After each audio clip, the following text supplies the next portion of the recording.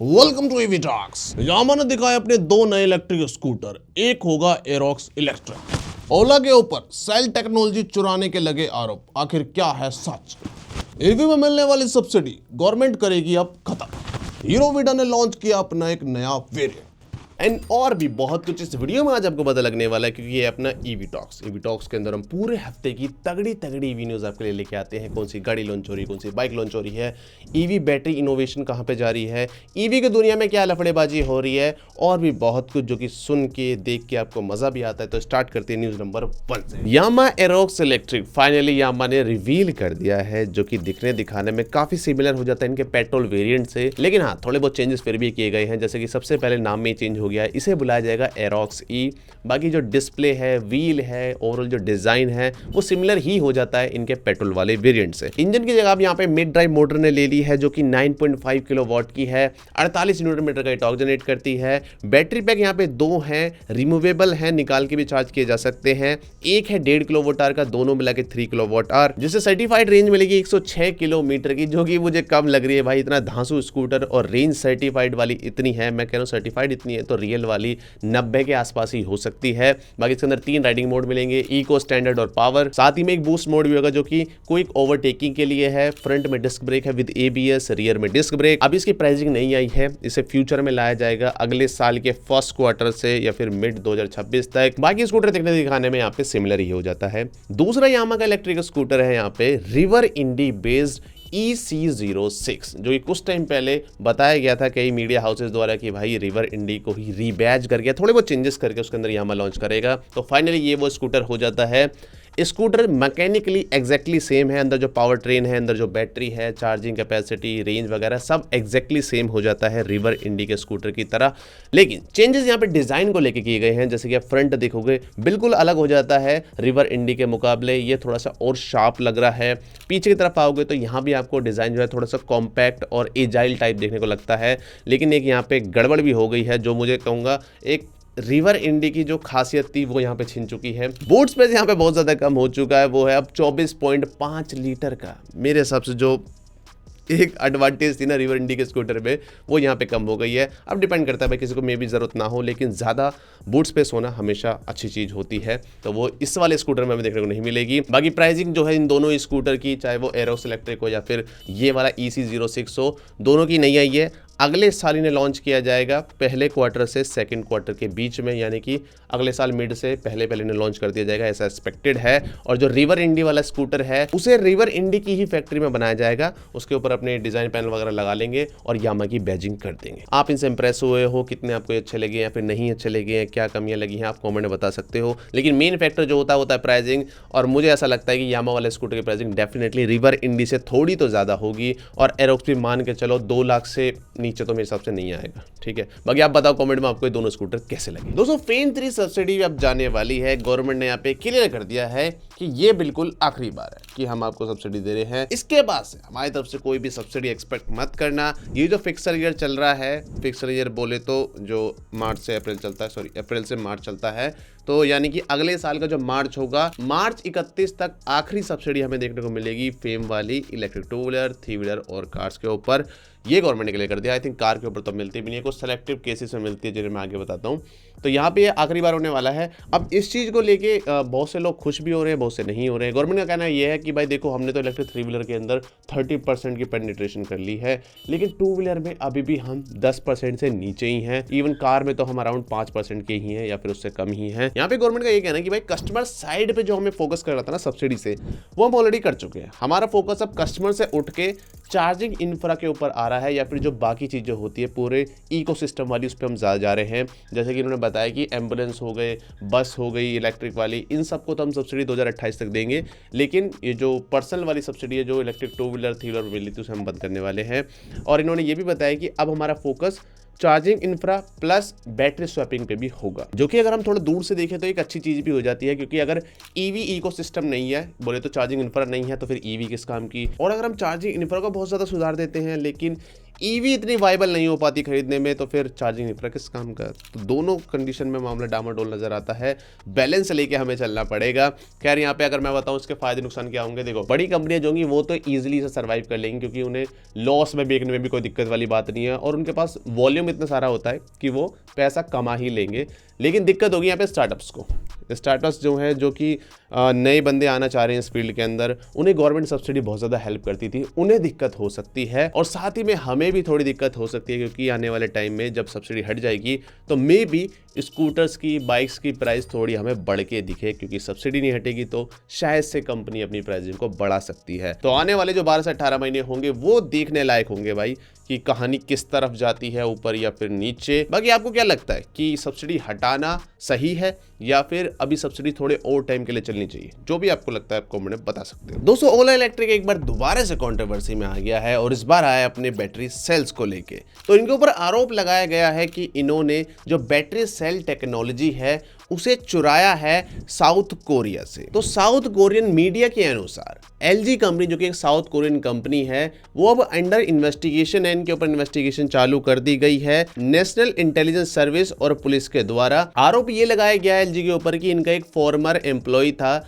जिसने pouch type lithium ion battery के manufacturing data को पास करा है टू ओला इलेक्ट्रिक। मतलब जो सेल होता है उसकी डिटेल कैसे बनता है, क्या क्या उसके कोड वगैरह होते हैं, वो ओला इलेक्ट्रिक को इसने पास कर दिए हैं। अब सुनने में ये चीज आसान सी लग रही है कि भाई ठीक है डेटा ही तो ट्रांसफर करा, लेकिन नहीं, साउथ कोरिया के अंदर इसके ऊपर लॉ बने हुए हैं, और ये जो टेक्नोलॉजी है ये आती है इनकी नेशनल कोर टेक्नोलॉजी के अंदर, जिसे साउथ कोरिया में प्रोटेक्ट किया जाता है अंडर स्ट्रिक्ट एक्सपोर्ट रूल्स। और उसके बाद तो इंडिया में बवाल मच गया कि भाई ओला का जो सेल है वो तो कॉपी है वगैरह वगैरह। लेकिन फिर ओला की तरफ से रिप्लाई आता है, इन्होंने बताया कि भाई जो पाउच सेल है ना, ये हमारे लिए तो भाई एक डेटेड और ओल्ड टेक्नोलॉजी हो चुकी है, क्योंकि जो हमारा खुद का 4680 सेल है वो entirely different cylindrical cell technology है, जिसके अंदर ड्राई इलेक्ट्रोड प्रोसेस का यूज किया जाता है। इस सेल टेक्नोलॉजी को लेके ही ओला के पास 720 पेटेंट फाइलिंग्स हैं, जिसमें से 124 तो ऑलरेडी ग्रांटेड हो चुकी है। साथ ही में यहाँ पे ओला ने टाइमिंग को लेके भी क्वेश्चन उठाए कि देखो हमने जिस दिन अपने स्कूटर को डिलीवर करा है अपने 4680 सेल के साथ, उसी टाइम यहाँ पे न्यूज सर्कुलेट हो जाती है कि इन्होंने सेल कॉपी किया है ताकि हमें डैमेज पहुंचाया जा सके। कंपनी ने यहाँ पे ये भी हिंट दिया कि ये कोई फॉरेन राइवल कंपनी हो सकती है,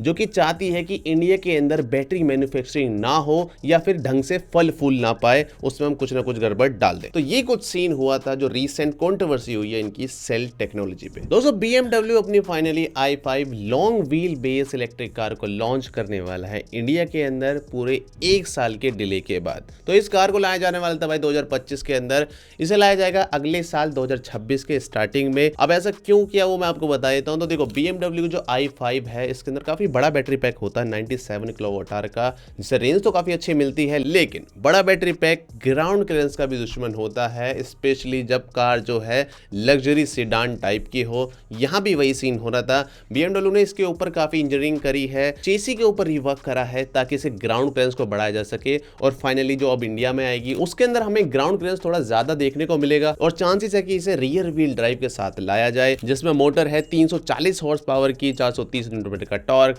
97 किलोमीटर का बैटरी पैक है, जिससे CLTC रेंज देखने को मिलेगी 713 किलोमीटर की। प्राइसिंग इसकी एक्सपेक्टेड है 1 करोड़ के आसपास, और इसे लोकली असेंबल्ड किया जाएगा इंडिया के अंदर चेन्नई वाली फैसिलिटी में। अब देखो ये देखो कितनी विडंबना वाली बात है, एक जर्मन लग्जरी कार ब्रांड जो कि इंडिया में अच्छी खासी अपनी कारें सेल कर रहा है, उसे इंडिया में अपने एक स्पेसिफिक मॉडल लाने से पहले उस पर इतना काम करना पड़ता है कि उसे ग्राउंड क्लियरेंस बनाना पड़ रहा है, जस्ट बिकॉज इंडिया के अंदर रोड कंडीशन इतनी अच्छी नहीं है, और यहाँ पे कार को डिले भी करना पड़ा पूरे 1 साल। अगर वीडियो में यहाँ तक आ चुके तो भाई वीडियो पसंद आ रही तो उसे लाइक करो, चैनल करो सब्सक्राइब, और वीडियो को हाइप भी मारो। दोस्तों हीरो वीडा का सितारा जो है आजकल काफी चमक रहा है, इनकी सेल काफी बढ़ती जा रही है, लोगों को इनके प्रोडक्ट भी बहुत पसंद आ रहे हैं, और इसी चमकते हुए टाइम के अंदर इन्होंने एक और स्कूटर अपना लॉन्च कर दिया है, मतलब और नहीं करा, उसका वेरिएंट निकाल दिया है। तो हीरो वीडा VX2 जो कि पहले सिर्फ 2 वेरिएंट में आता था, एक था वीडा VX2 Go, दूसरा था VX2 Plus। इस वाले के अंदर 2 किलोवाट आवर की बैटरी, इस वाले के अंदर 3.4 किलोवाट आवर की बैटरी। इन दोनों का जो प्राइस डिफरेंस था वो इस प्रकार था, ये वाला था 85,000, ये था 1,10,000। बीच का मुद्दा उन्होंने लॉन्च कर दिया है जो कि है hero Vida VX2 Go 3.4 kilowatt hour, यानी इसके अंदर ही इन्होंने 2 बैटरी दे दी है, पहले सिर्फ सिंगल बैटरी थी। डिफरेंस क्या है? डिफरेंस बस बैटरी का है, बाकी सारे फीचर यहाँ पे सेम है। वही ड्रम ब्रेक है, वही एलसीडी डिस्प्ले है और सारी चीज़ बेसिक ही है यहाँ पे। लेकिन हाँ, जो रेंज है वो बढ़ के अब हो चुकी है रियल वाली 100 किलोमीटर। मैं 100 किलोमीटर ना बोल के बोलूँगा कि 95 या 90 तो ये दे ही देगा। बाकी अब जो ऑप्शन क्रिएट हो गए लोगों के लिए एक्स्ट्रा की आपको क्या लेना है, तो एक ऑप्शन हो जाता है यहाँ पे 1,02,000 के आसपास ये वाला VX2, बार बार क्यों बोल रहा हूँ, गो 3.4 किलोवाट आवर, और दूसरा है VX2 प्लस। इन दो की प्राइसिंग देख लो, 8,000 का अंतर है। इस वाले में डिस्क ब्रेक मिल जाएगा, अच्छी वाली डिस्प्ले मिल जाएगी, प्लस यहाँ पे स्पीड भी थोड़ी ज़्यादा है, ये 80 किलोमीटर पर आवर है, और एक्सेलरेशन भी थोड़ा ज़्यादा अच्छा है। इस वाले में थोड़ी परफॉर्मेंस को लिमिट किया गया है, हालांकि दोनों में मोटर एक्जैक्टली सेम है।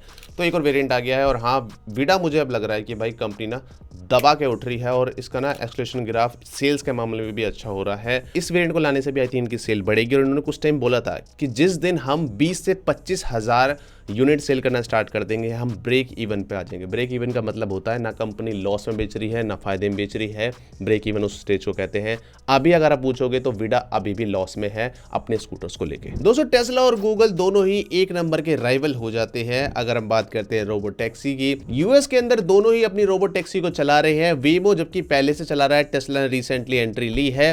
तो वेमो की सीईओ ने रिसेंटली तंज कसा था पिछले हफ्ते, I don't know who's on the list because they are not telling us What's happening with their fleet, said by Takedra Mawakana, जो कि वेमो की सीईओ हैं। बिना नाम लिए इन्होंने बोल दिया कि भाई हमें तो नहीं पता उनकी टैक्सी कैसे चल रही है, क्या उसमें सेफ्टी वगैरह है।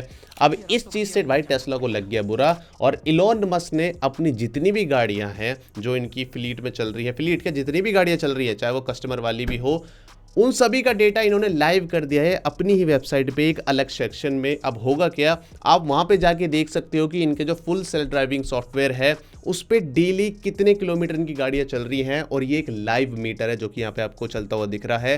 साथ ही इन्होंने ये भी बता दिया है कि हमारी जो गाड़ियां हैं उनके अंदर हमें 7 गुना कम मेजर कोलाइजन देखने को मिले हैं, 7 गुना कम माइनर कोलाइजन देखने को मिले हैं, और 5 गुना कम ऑफ हाईवे कोलाइजन देखने को मिले हैं, क्योंकि उन गाड़ियों में full self driving software use हो रहा था। थोड़ा नीचे आते तो इन्होंने एक डेटा और दिखा रखा है कि ऑन एवरेज एक गाड़ी अपने मेजर और माइनर कोलाइजन से पहले कितना चल लेती है। तो यहाँ पे साफ साफ दिख रहा है कि भाई फुल सेल्फ ड्राइविंग सॉफ्टवेयर जो है बहुत ज़्यादा हेल्प कर रहा है एक्सीडेंट्स को रोकने में। हालांकि वेमो की जो गाड़ियां हैं वो भी काफ़ी अच्छी खासी सेफ है। यहाँ पे आपको डेटा दिख रहा होगा कि इनके वजह से कितना गुना एक्सीडेंट कम हुए हैं। कुल मिला के यहाँ पे तंजबाजी तो हुई है, लेकिन मेरे को एक चीज़ अच्छी लगी, इससे ना जो full self driving software use करेंगे उनके अंदर कॉन्फिडेंस आएगा। उनके सामने लाइव डेटा जब दिया जाएगा कि भाई देखो हमारी गाड़ियाँ इतने एक्सीडेंट बचा रही है या फिर ये इतने सेफर है। दोस्तों, मसराती ने भी फाइनली अपनी पहली कार को लॉन्च कर दिया है जिसका नाम है गरकाले फोल्गोरे। मुझे नहीं पता मैंने प्रोनाउंस सही करा है गलत, कमेंट बता दे रहा। खैर, गाड़ी की जो प्राइसिंग है वो तो मैं आपको आगे बताऊंगा, लेकिन स्पेसिफिकेशन काफी अच्छी लगी। 105 किलोवाट का यहाँ पे बैटरी पैक है, जिससे क्लेम्ड रेंज मिलेगी 501 किलोमीटर की। ऑल व्हील ड्राइव के साथ ये आती है 550 हॉर्स पावर और 820 न्यूटन मीटर का टॉर्क, और प्राइसिंग इसकी है 1.89 करोड़, नियरली 2 करोड़। तो मजरती की अगर आपको पहली इलेक्ट्रिक कार खरीदनी इंडिया के अंदर 2 करोड़ रुपए आपके खर्च होंगे ही होंगे। दोस्तों, महिंद्रा ने फाइनली अपना पहला डीसी फास्ट चार्जर, वो भी 180 किलोवाट की पीक चार्जिंग वाला, ओपन कर दिया है नीलकंठ स्टार मूर्थल में। और इनकी जो खुद की एप्लीकेशन है मी फॉर यू ऐप, वहां पे भी आपको विजिबल हो जाएगा। चार्जर जो यहाँ पे यूज हो रहे हैं वो एक्सिकॉम कंपनी के हैं। और अच्छी बात मुझे पता है क्या लगती है महिंद्रा की दोनों इलेक्ट्रिक कारों के बारे में, कि दोनों ही गाड़ियां 180 किलोवाट की फास्ट चार्जिंग को सपोर्ट करती हैं, और एक्चुअल में भी ये इतनी स्पीड पे काम कर जाती है। ये टेस्ला क्लब इंडिया ने शेयर करा था डेटा एक्चुअल में, जहां पे 180 किलोवाट से भी ऊपर की पावर ये ले लेती है, जो कि बहुत तगड़ी बात हो जाती है। और हाँ, अच्छी अपडेट ये भी है कि अभी और भी चार्जर लाने वाले हैं, ये तो इनका भी पहला ही हुआ है। लेकिन एक गलती जो लोग करते हैं और मुझे बिल्कुल पसंद नहीं आती है, इवन मैं कॉमेंट सेक्शन में भी देख रहा था कि जहां पे लिख गया भाई महिंद्रा, वहां पे जाके बंदे अपनी थार या फिर स्कॉर्पियो लगा देते हैं। उन्हें लगता है ये पार्किंग है, भाई नहीं, वो चार्जिंग स्टेशन होते हैं, ऐसा मत करना। या फिर अदर कंपनी के बंदे जो होते हैं पार्किंग के चक्कर में गाड़ी लगा देते हैं, और जो एक्चुअल में चार्जर को यूज करना चाहता है वो यूज नहीं कर पाता है। तो ऐसा मत किया करो। और अब बात करते हैं कुछ क्विक अपडेट्स की। फरारी अपनी इलेक्ट्रिक कार को सिर्फ एशिया में सेल करेगा, यूरोप में ये सेल नहीं होगी। टाटा सियरा की पेट्रोल और ईवी दोनों के अंदर हमें हेड्स अप डिस्प्ले देखने को मिलेगी। Xiaomi की YU7 ने टेस्ला की मॉडल Y को बीट कर दिया है चाइना के अंदर, जहां पे इन्होंने 33,000 से ज्यादा इलेक्ट्रिक कार सेल करी है। अशोक लेलैंड की EV company switch mobility profitable हो गई है। साउथ कोरिया 20% तक की सब्सिडी बूस्ट देगा अपनी कंपनीज को 2026 में यूएस के टैरिफ से बचने के लिए। बेंटली ने अपनी पहली इलेक्ट्रिक कार का प्रोडक्शन चालू कर दिया है, जो कि डेब्यू करेगी 2026 में। टेस्ला ने अपने सप्लायर्स को बोल दिया कि भाई जितनी भी हमारी अमेरिकन कार होंगी जो यूएसए में बेची जाएंगी, उनके अंदर मेड इन चाइना वाले पार्ट हमें यूज नहीं करने हैं आने वाले 1-2 साल में। नमो भारत भी अपने ट्रैक पे सोलर पैनल का यूज करने वाला है। ऑलरेडी उन्होंने स्टार्ट कर दिया है दुहाई स्टेशन पे। रिवर इंडी फाइनली आ चुका है जयपुर में। तो ये 10 हफ्ते का ईवी टॉक पसंद आए तो इसे लाइक करना।